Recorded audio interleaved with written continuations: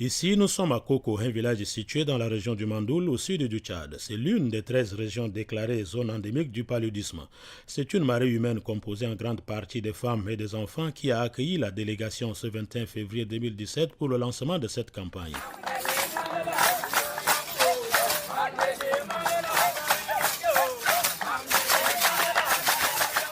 7 millions de moustiquaires imprégnés doivent être distribués à 10 millions de bénéficiaires, soit une moustiquaire pour 2 personnes dans les 13 régions. Selon le rapport du service de santé de la région du Mandoul, environ 150 000 cas de paludisme présumé ont été notifiés avec 300 décès en 2016.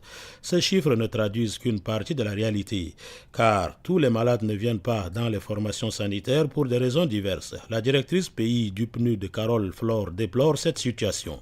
Le PNUD se tient aux côtés du gouvernement pour dire que cette situation est inacceptable. Inacceptable car aujourd'hui, plus que jamais, nous disposons d'outils de prévention et de traitement efficaces contre le paludisme comme les moustiquaires imprégnés, la prophylaxie pour les personnes vulnérables, notamment les femmes enceintes et les enfants. Nous avons aussi les tests rapides et les traitements à base d'artémisinine. Le gouverneur de la région du Mandoul, Issa Hadjidé, met en garde toute la population de sa circonscription contre le mauvais usage de ces moustiquaires. Pour Madame le ministre de la Santé publique, Ngarmatna Carmel Soukatre, éradiquer le paludisme au Tchad, c'est possible.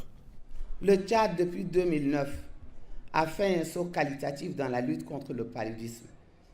Les cas de paludisme simples ou graves sont traités gratuitement dans toutes nos formations sanitaires avec des médicaments efficaces après diagnostic ou test de diagnostic rapide.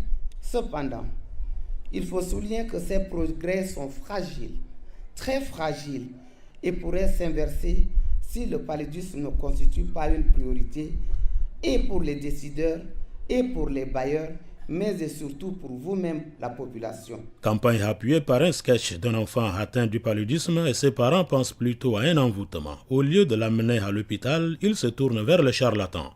Il a fallu l'intervention d'un voisin pour que l'enfant soit transféré d'urgence vers un centre de santé.